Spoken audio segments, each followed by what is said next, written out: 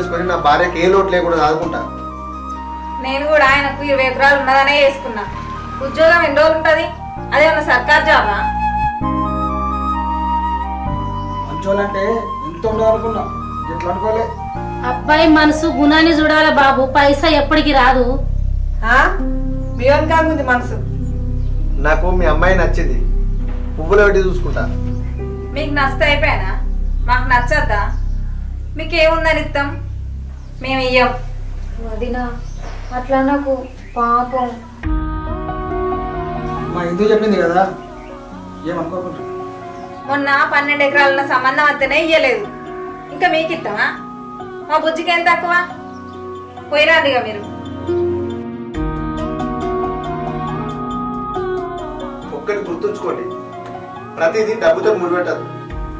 అన్నింటినీ పైసలతో చూసినాక ఈ బంధాలు బంధుత్వాలు ఎందుకు?